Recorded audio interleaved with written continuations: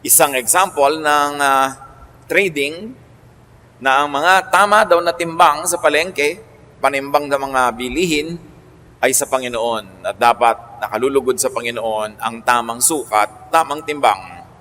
Na pag may binili ako, tama ang bayad ko, pero tama din ang natanggap ko na binili. The Contemporary English Version says, "The Lord doesn't like it when we cheat in business." At sa business lang ba yon? Ang ating pag-aaral, pinamagatan natin, fair trade.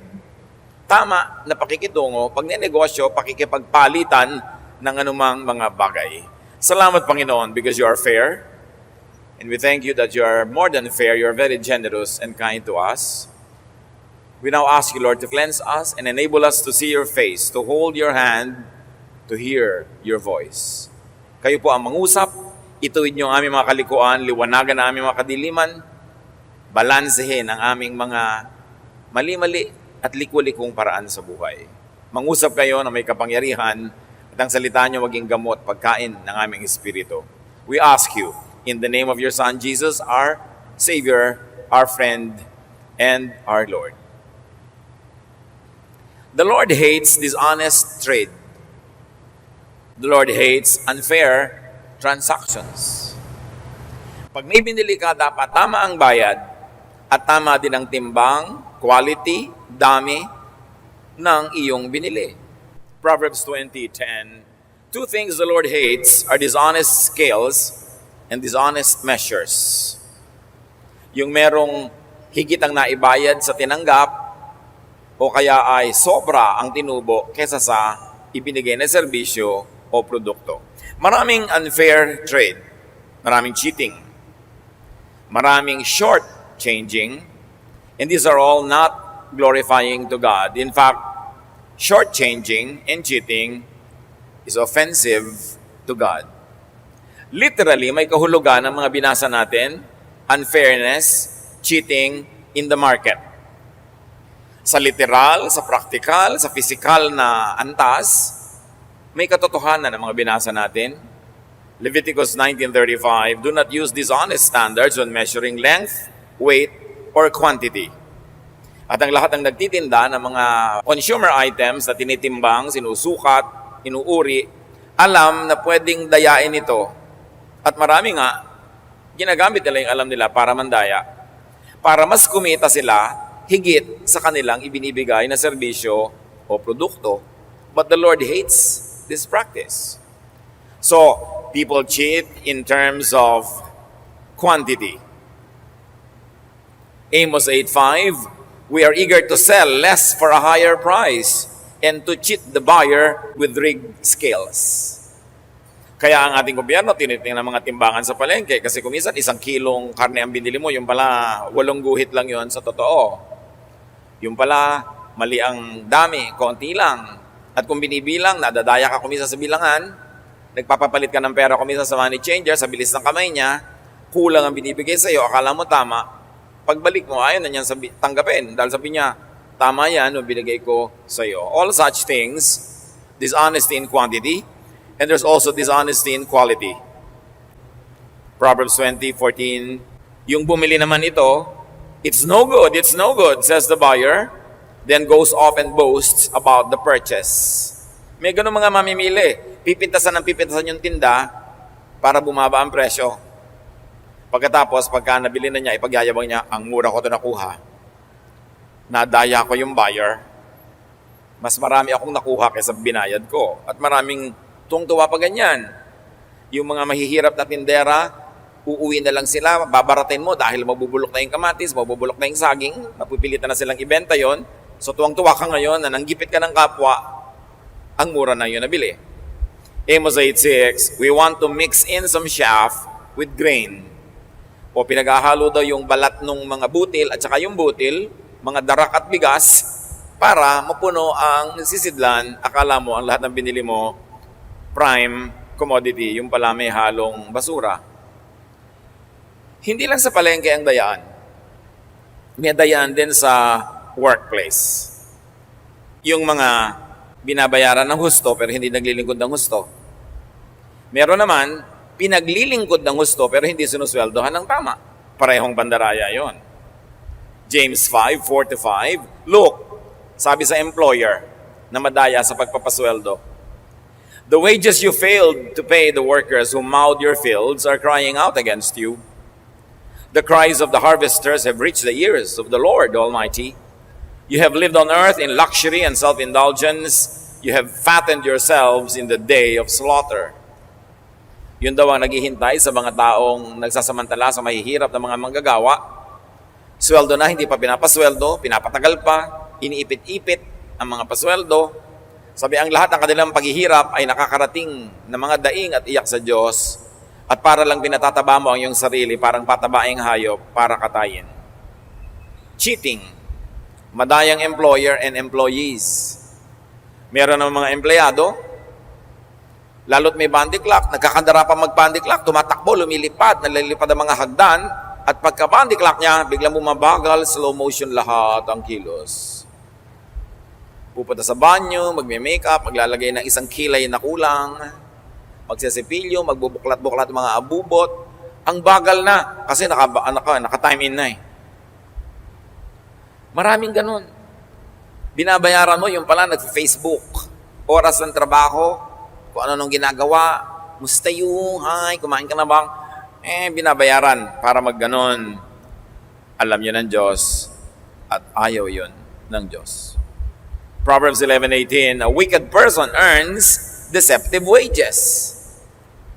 So an honest person, paglalabas na siya sa kanyang workplace, kay factory, kay office, whatever, o kung hindi quantified yung time, ang lagi mong itatanong sa sarili mo, sulit ba ang employer ko sa ibinayad sa akin sa araw na ito, sa linggo na ito, sa buwan na ito? Hindi yung susweldo ako pero nagpe-pretend lang akong gumagawa.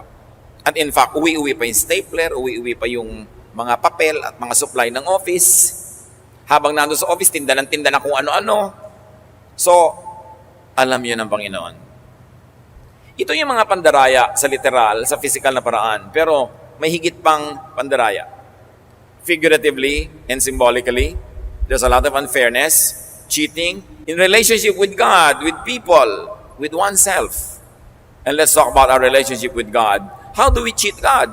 In quantity. Sabi sa Malakay 3:8-9, will a mere mortal rob God? Yet you rob me. But you ask, how are we robbing you? In tithes and offerings, you are under a curse because you are robbing me. Sabi ng Diyos. Dinadaya mo pa, kung lagi pa itinatanong, sa gross ba o sa net, basta kung saan mas ganansyado ka, doon ka papupunta. Sabi ko, you are robbing me. How else do we make an imbalance in our trade with God, in our relationship and transaction with God? Exodus 28:10, remember the Sabbath day by keeping it holy. 6 days you shall labor and do all your work, but the 7th day is a Sabbath to the Lord your God. And the Sabbath has come to me not only rest, but also a day of prayer, day of worship. Maraming mga tao, short change ang Diyos. Binibigyan siya ng 6 days a week para sa kanyang lahat ng gawain, and the 7th is for the Lord. Tapos kumisan, wala pa ni isang oras for the Lord, wala pang 30 minutes, absent pa, or konti. Late darating sa worship, at unang-unang aalis, nagkakandara pa sa pag-alis. Kulang either sa pahinga o kulang sa worship, yun naman ang purpose ng ikapitong araw ng pahinga. Yung iba hindi pa sumisipot. Lalo pag long weekend, wala lahat. Long na nga yung weekend, ang dami-dami ng day ng weekend, pati worship sacrificed. Hebrews 10:25, some people have gotten out of the habit of meeting for worship, but we must not do that. Remember that there's a trade, there's an exchange. God gives you life and you give God what you owe Him. Sabi ni Jesus, give to Caesar what is Caesar's and to God what is God's. May ibinibigay sa iyo ang Diyos, pero meron kang ibabalik sa Diyos, walang dayaan. Hindi lang sa quantity, people can be imbalanced in their transaction with God in terms of quality. Kakanta ng hindi memoryado ang kanta, kakanta ng hindi alam ang kanta, maglilid ng Bible study na hindi handa, magtuturo na hindi handa, magmi-minister na pahuli-huli, low quality. Si David, nung meron siyang binibiling lupa para lagyan niya ng lugar ng offering, meron siyang binibiling mga hayop para i-offer, Dahil siya'y hari at dahil i-offer niya sa Diyos, ayaw pabayaran noong may-ari. Sabi niya, hindi, magbabayad ako at huwag mo akong bibigyan ng discount. Babayaran akong buo, sabi ni David. 2 Samuel 24:24, I insist on paying for it. I will not sacrifice to the Lord my God burnt offerings that cost me nothing. Sabi niya, hindi ako mag-offer sa Diyos ng libre ko lang nakuha. Hindi ako nagbayad ng buo at ganap. Hindi ganun ang paggalang ko sa Diyos, sabi ni David. Quality. Mark 12:41-44, Jesus was sitting in the temple near the offering box and watching people put in their gifts. He noticed that many rich people were giving a lot of money. Finally, a poor widow came up and put in 2 coins that were worth only a few pennies. Jesus told his disciples to gather around him. Then he said, I tell you that this poor widow has put in more than all the others. Everyone else gave what they didn't need. But she is very poor and gave everything she had. Now she doesn't have a cent to live on.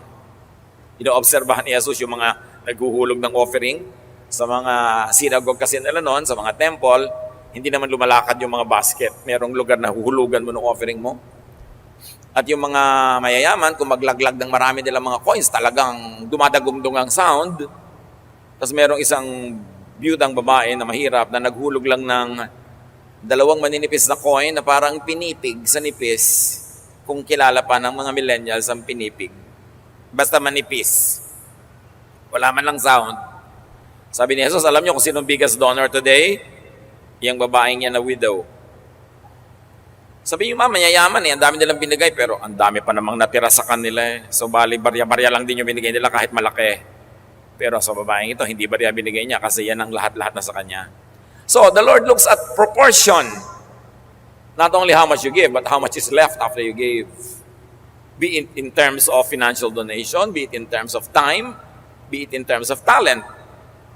How much of our time is only ours? How much of our time is tithe to the Lord? Meron tayong pananagutan, may transaction tayo. Hindi libre ang lahat. Meron tayong dapat isinusukli at ibinabayad. Yun yung relasyon natin sa Diyos. How about our relationship with people and with others? Pag may nag-asawa, pareho silang may isusuko at pareho silang merong ganansya. Meron silang pahinga at may pagod. Meron silang nakukuha at meron silang ibibigay. Dapat balance ang trade. Marriage should be fair trade, not unfair. Leviticus 25:17, do not take advantage of each other. Dapat walang lamangan, walang gulangan. Halimbawa, parents and elders. Mga kabataan o mga anak, ano ang ating fair trade acts with our parents and elders? 1 Timothy 5:4 and 8. If a widow has children or grandchildren, they should learn first of all to put their religion into practice by caring for their own family. In other words, kung meron kang nanay, tatay na byuda, may matanda na kayo sa pamilya, ang mga anak daw at mga apo, ang pinakamabisa na pagpapatunay nila ng kanang pananalig ay alagaan ang mga matatandang ito. And so, sabi ng Bible, repaying their parents and grandparents, for this is pleasing to God. Anyone who does not provide for their relatives, and especially for their own household, has denied the faith and is worse than an unbeliever. Masahol pa daw sa hindi mananampalataya yung mga taong hindi inaalagaan ng mga matanda sa kanilang pamilya. At syempre, pwede mong baligtarin yon kasi pamilya rin yung bata. Kung ikaw ang matanda na malakas pa at may bata sa iyong pamilya, duty mo na alagaan, pakainin, itaguyod ang batang yon. Nagkakaroon lang ng reversal of roles. Habang bata pa si anak, yung matanda ang magulang na malakas, itataguyod ang batang mahina pa. Pero paglipas ang panahon, yung bata ang lalakas, yung matanda ang hihina, itataguyod naman ng anak ang magulang. And the cycle goes on and on from generation to generation to generation. That's how creation and humanity is supposed to function. May balance. Yung unang bahagi ng iyong buhay, tumatanggap ka mula sa magulang, sa elder, sa matatanda. And then the next part of your life, ikaw naman yung nagbibigay sa kanila. Kaya sa Mark 7:10-12, kinriticize na Jesus yung korban na itinuro ng mga priest.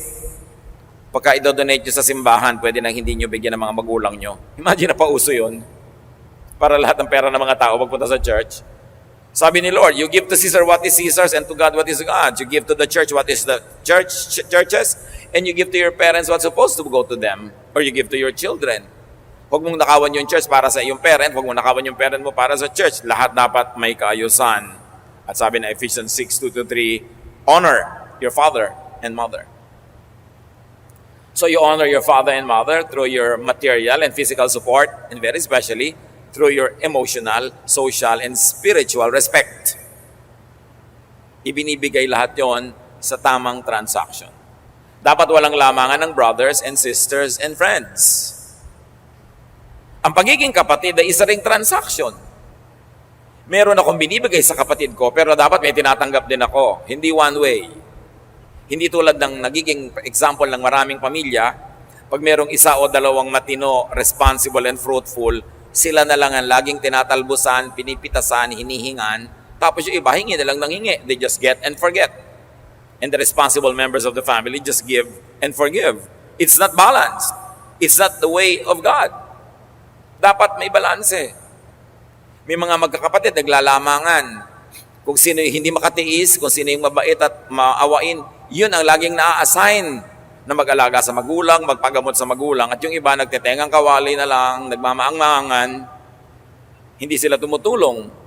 Hindi lang yung may pera ang nag-aalaga ng magulang, hindi yung walang pera, ikaw ang mag-alaga, ikaw magpaligo, ikaw magbantay, at yung may pera siya ang magbayad sa ospital, magbayad sa doktor, pero hindi na siya dapat ang nagbabantay para magka-oras siya maghanap buhay dahil siya nga itong kumikita. Lahat may role. Hindi pwedeng naglalamangan, nag-aagawan sa mana, nag-aagawan sa rights and privileges. Ang dapat pinag-aagawan yung duties and responsibilities. Hindi ko mo, ikaw na ate, may trabaho ka naman eh. O lalo na pagka yung ate, walang asawa. O wala ka namang asawa ate, old maid ka naman. Ako, ang dami kong anak na pinapaaral, ikaw na lang mag-alaga sa mga nanay. Yun nga ako nga ang walang asawa, so pagtanda ko, walang mag-aalaga sa akin, kaya dapat mag-save ako, di ba? Tapos inuubos mo lahat. Pagtanda ko, wala akong saving, wala akong anak. Ikaw, may mga anak ka na magtataguyod sa'yo. Tapos gusto mo akong maubusan ngayon. Dapat fair. Hindi assign ka na lang ng assign kung sino ang responsible, kawawa. Nababalagoong. Lagi ka na lang taya pagka mabait ka. Hindi yun tama. At meron ding transaction ang mag-asawa. There is cheating in relationship with one spouse or partner. Sabi na Ecclesiastes 9:9, enjoy life with your wife, not with someone else's wife. Or not with someone else, tapos pwera yung wife mo. Sabi niya, enjoy life with your wife. Kasi kasama mo yan sa hirap. Matapos kang alagaan, ipaglaba, at mga anak na mga anak mo, ngayon, ipagpapalit mo sa 14 anyos. Dapat nga, yung pagtanda niya, kaya nga tumanda yan, dahil sa iyo So, dapat mo siyang alagaan at itaguyod. May pananagutan ng mag-asawa sa isa't isa, even moments of intimacy, and private joys together. It's not just a privilege, it's also a duty. 1 Corinthians 7:5, do not deprive each other, except perhaps by mutual consent, and for a time, so that you may devote yourselves to prayer, then come together again. Of course, 1 Corinthians 7:5 is talking about intimate relations between the husband and the wife.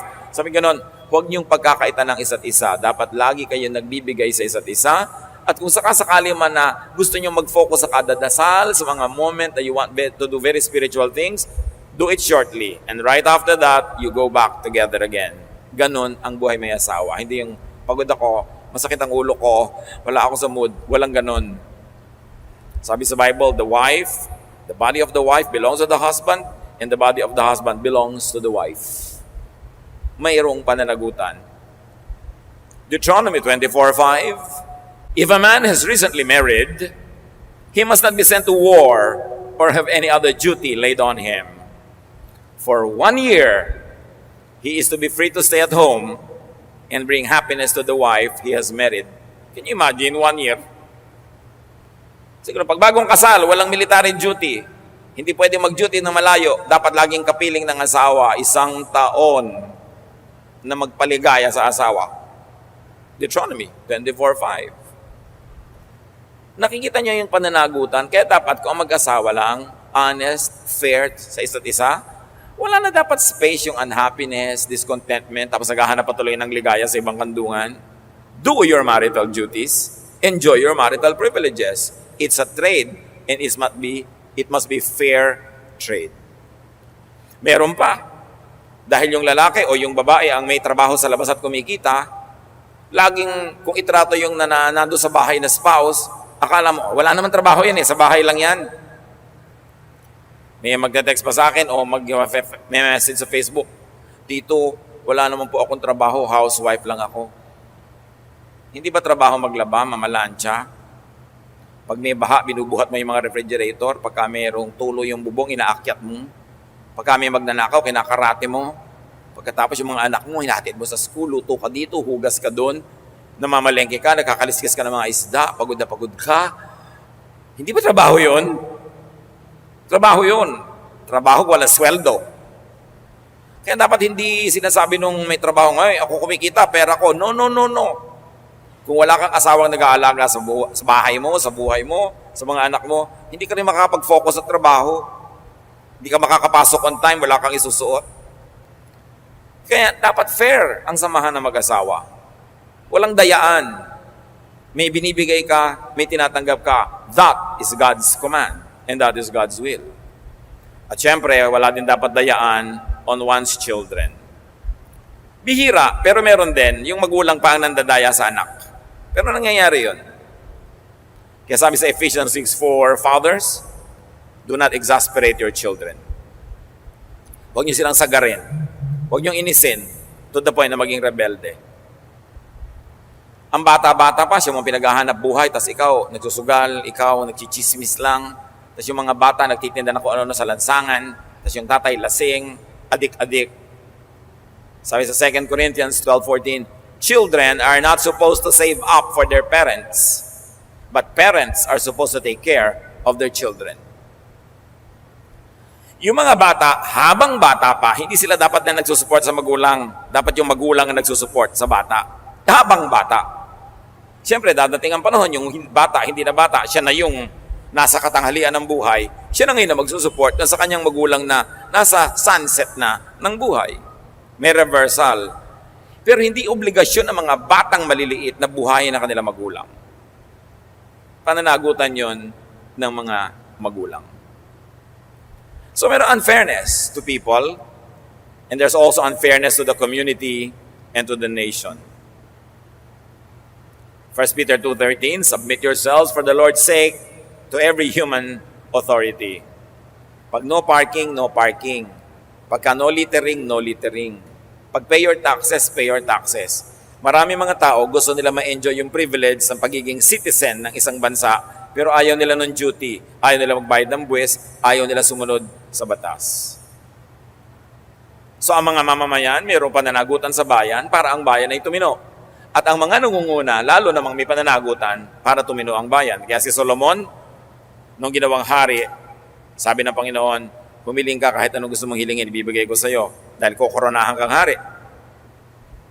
Si Solomon humingi ng karunungan. 2 Chronicles 1:7-12, Solomon asked for wisdom to govern. Sabi niya, napakadakila po ninyo, dakila ang inyong bayan, dakila ang mga taong ito, so turuan niyo akong maging mabuting administrador. Give me wisdom. Huwag kayo nagboboto nung walang wisdom kasi lugi ang bayan. Huwag kayo nagboboto ng mga tamad, mga walang vision, walang pagmamahal sa tao, sa taong bayan, kasi malulugi ang bayan. May pananagutan ng mamamayan at ang mga namumuno para patinuin ang isang bansa. There should be correct balance between rights and privileges and duties of citizens and even of leaders. Meron din tayong unfairness with our dealing with humanity sa pangkalahatan ng kapwa. Kumisan sa ating sobrang pagiging malaya sa sarili, nasa-sacrifice na yung buhay ng iba. Your rights stop when it begins to intrude on other people's rights. Hindi ko mo may karapatan ka, pwede mo nang tapakan yung iba. Ang karapatan mo hanggang hindi ka palang nakakatapak ng iba. Mga kabataan, may karapatan naman kayo maging bata, mag-enjoy sa buhay, maraming matutunan, maraming maranasan. Until hindi nyo natatapakan yung parental rights naman ng mga magulang nyo. May rights sila na sundin ninyo. May rights sila na kayo bantayan, gabayan, utusan, bigyan ng mga assignment. Right din nila yon. Hindi ko mo, I have my human rights as a child. Paano naman yung human right ng parents? So dapat may balance ang samahan ng magulang at ng anak. Hindi one way na parang fascist dictator yung magulang, wala nang right yung anak, at hindi rin naman naging hari yung mga anak na sila lang nasunod, binaliwala ang magulang. Give and take. May tamang lugar para sa lahat ng bagay na ginagawa sa silong ng langit. 1 Peter 2:16-17, live as free people, but do not use your freedom as a cover-up for evil. Show proper respect to everyone. Young people, yes, you have rights to be young, to be happy, to enjoy, but show respect to your parents. Lalong-lalo kung minor de edad ka, nasa silong ka ng pangangalaga, pangangasiwa ng iyong magulang. Pag may conflict of interest kayong dalawa, dapat parental authority ang masunod, hindi yung anak kasi siyang magulang. Bakit ba mayroong chain of command? Bakit mayroong authority? It is to settle disputes. Kaya nga kung minsan, nakalagay pa sa Bible, wife, submit to your husband. Yung submission na yon, pag mayroong grave conflict of interest, na pagka hindi nag-submit yung isa sa isa't isa, maghihiwalay na lang sila. So mabuti pa, para manatiling magkasama, there should be submission. But not on everything. Hindi hanggang kung anong kakainin mo, anong susuot mo, anong kulay lang yung buhok, sabit ka ng sabit. Sa mga area na sobrang magkabangga ang inyong pananaw, for the sake of preserving your relationship, one should submit to the other. And the tradition of the Bible has it that the woman submits. But many values in the Bible have changed even during the Bible times. Nag-a-adjust yun. Kung anong ibig sabihin nun. Ang ibig sabihin lang na mahalaga, unity. Kaya may submission, kaya may authority. So, mga anak, pag merong grave conflict of interest with your parents, you should know na parents dapat amang ibabaw. Sila ang binigyan ng Diyos ng ganong tungkulin at karapatan. Lumagay sa lugar. Kahit ang mga orchid kumakapit sa puno, hindi tumutubo sa kung saan na lang. Ang water plant nasa water, ang cactus nasa desert, lumalagay sila sa lugar. So ang magulang dapat nasa lugar, ang anak nasa lugar, ang manugang nasa lugar, ang apo, everybody should take your correct place para walang conflicts or minimize lang ang conflicts. Philippians 2:3-4, in humility, value others above yourselves. We should also be fair to the environment, to the planet. Yung environment ang nagbibigay sa atin ng buhay natin eh. Instrument sila ng Diyos. Bakit ka humihinga ng oxygen when you inhale? Dahil may mga puno na nag-exhale ng oxygen. Pag walang puno, walang oxygen, wala tayong hihingahin. Why are you killing all the trees? Yung oxygen mo, hihingahin naman ng puno. Yung oxygen niya, hinihinga natin, lalabas yung carbon dioxide from our lungs, hihingahin naman ng puno. Kapag may puno at may tao, may bigaya ng hangin, pareho sila nabubuhay. So, mga anak ng Diyos, lalong-lalo na, we should protect the environment. We should protect water supply that is to be kept clean. Minimize the use of plastics that are not biodegradable, na pag natapon sa ilog, sa dagat, ikinamamatay ng mga hayop, natatrap sila sa loob ng mga plastic bag, nakakain nila yung mga plastic pellets na akala nila pagkain, nakakasama na sa kapwa yung ating sobrang convenience ng paggamit ng plastic at iba't iba pa. Ang mga puno, inaalagaan yan. Kung meron kang hekta-hektaryang lupa, kilo-kilometrong lupa, square meter na lupa o lupa sa paso, huwag lang lupa sa kuko, taniman mo na halaman. Kasi kailangan natin yan. Deuteronomy 20:19, when you lay siege to a city for a long time, do not destroy its trees because you can eat their fruit. Do not cut them down. Kita nyo, pati puno ayaw ipaputol. Sabi niya, kung may giyera, huwag nyo idamay mga halaman. Huwag nyo sila sunugin, huwag nyo silang putulin. Kasi kailangan nyo rin ang bunga nila. Dapat minamahal natin ang kalikasan. Yung mga likha ng Diyos.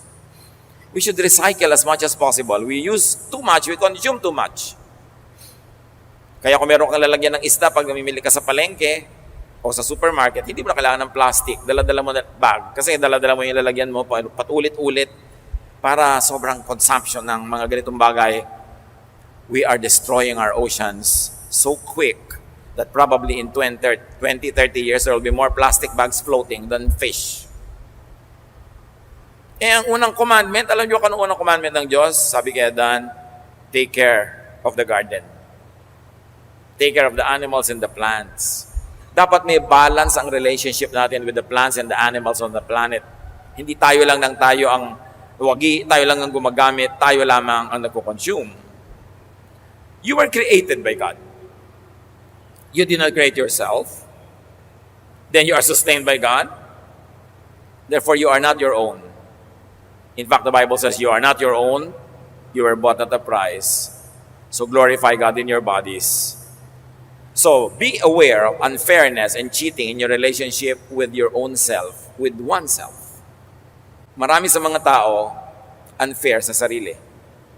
Sobra magsakripisyo, hindi kumakain ng tama, hindi nagpapahinga ng tama, o kaya hindi sakripisyo, may mga bisyo kung ano-ano na papabayaan ng katawan. You've got to be very fair to yourself, to your body, because your body gives you a house for your spirit, a house for your brain. When it dies, the brain will die and the spirit will go. You have to take care of your body. Ephesians 5:29, no one ever hated his own body, but they feed and care for their body. So alam mo na yung mga masasamang pagkain, huwag mo nang kainin. Although of course, yung iba, nalalaman natin, akala lang pala natin masama, pauso lang pala ng mga may gustong ibang itinda na yun ang kainin natin, yung tinda nila. Siyasatin mo rin, suriin, pero matapos mapatunayan kung anong mabuti at masama, huwag nang pasaway. Huwag nang ipilit na kainin yung hindi mabuti sa katawan. Diabetic ka na nga, panay pang inom mo ng mga soda, panay pang inom mo ng mga sweetened juices, kain ka pa ng kain ng timba-timbang kanin, alam mo na nga hindi yun mabuti sa'yo. May heart problem ka na nga, mayroong problema na ang iyong katawan, kain ka pa ng kain ng mga bawal, ungodly ang ganyan Si Adan, inutusan, alagaan ang hardin, ang halamanan, at nakauna-una ang halamanan na yon, katawan ng tao. Ecclesiastes 11:9, you who are young, be happy while you are young. Follow the ways of your heart and whatever your eyes see. Magandang teaching yan. You are free to do what you want to do. You've got to enjoy your life at whatever age, but within the context, not at the expense of family or society. O young person, you want to be happy, you want to enjoy. Pero madaling araw na, hindi ka pa umuwi, nag-aalala na yung mga magulang mo. Hindi na yun freedom. You're already infringing upon the rights of your parents. You live together in the same house, at the same time in history. You have a responsibility to each other to keep each other as happy as possible, as safe as possible, as contented as possible. So young person, enjoy your freedom within how the rest of your family defines it in the relationship to their other freedoms and to the well-being of the entire family. Hindi ka lang nabubuhay para sa sarili. Ganon din yung nanay, ganon yung tatay. May pananagutan ka. Lalo asawa, may pananagutan ka umuwi sa oras. Kasi nag-aalala yung asawa mo. Nagsiselos kuminsan. At madalas natatakot na baka ka napahamak. Mga anak, ang mga magulang tanong na tanong, nasan ka na? Anong ginagawa mo? Sinong kasama mo? Tapos naiinis yung mga anak pag tinatanong. Ang totoo, ang tunay na tanong anak ay ito, buhay ka pa ba? Yun lang yun, sari-sari yung tanong, how are you? Nasaan ka? Ano ginagawa mo? Ano kinakain mo? Gusto lang malaman kung buhay ka. Kasi one of the greatest fears ng parents, baka nabarog na yung anak nila habang nalalaglag sa isang tricycle, o baka may sumaksak sa dilim, baka nahulog sa ilog, wala nang nakakita, baka namatay na, baka may nangyari ng masama. Kaya hanap ng hanap, tanong ng tanong. Mga bata naman iinis pag hinahanap sila. Nakakainis naman kayo, hanap kayo ng hanap.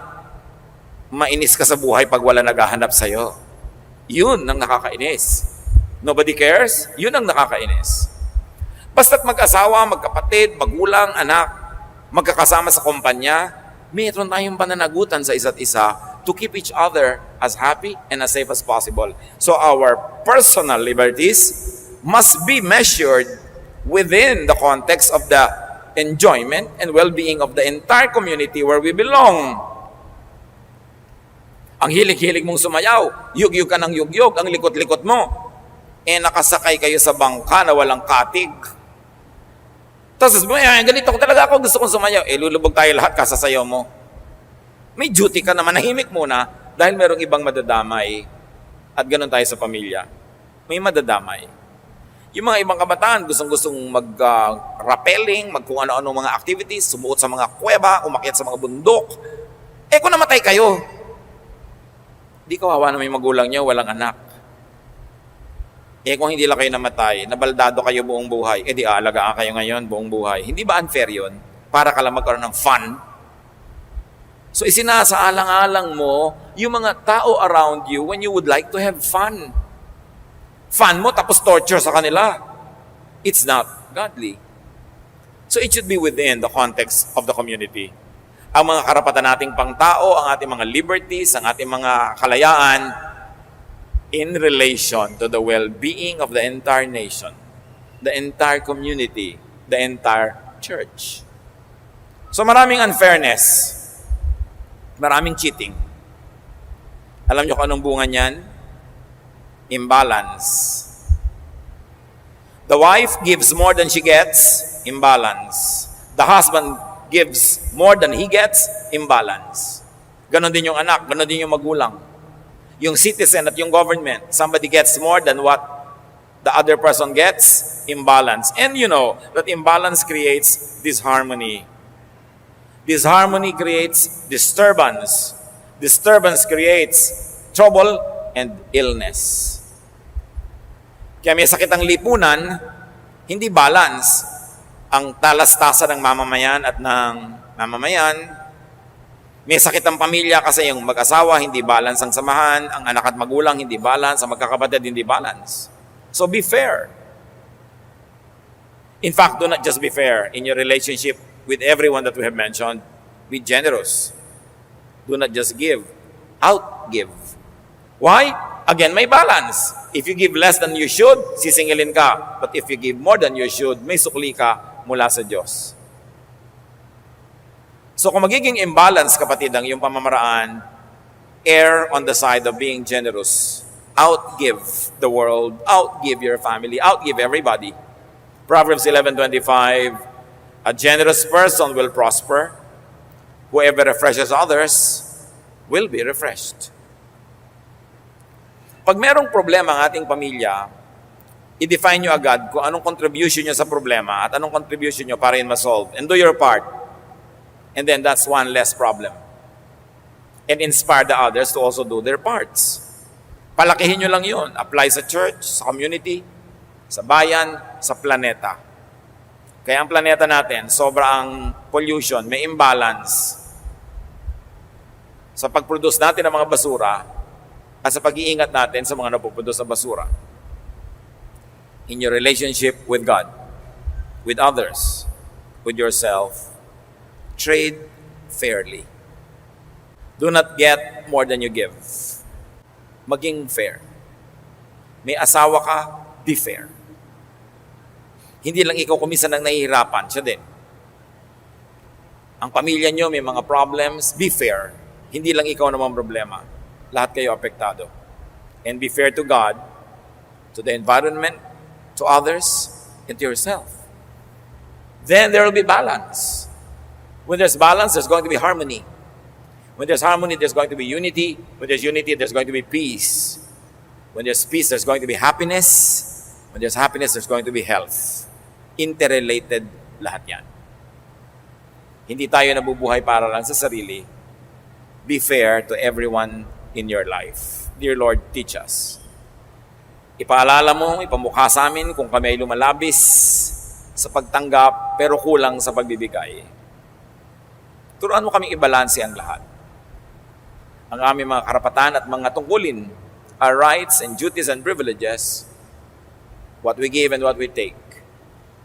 Teach us, Lord, to live balanced lives. Let it start with how we think, how we live in our homes, in our communities, in our church, in our country, in the whole world. Teach us, Lord,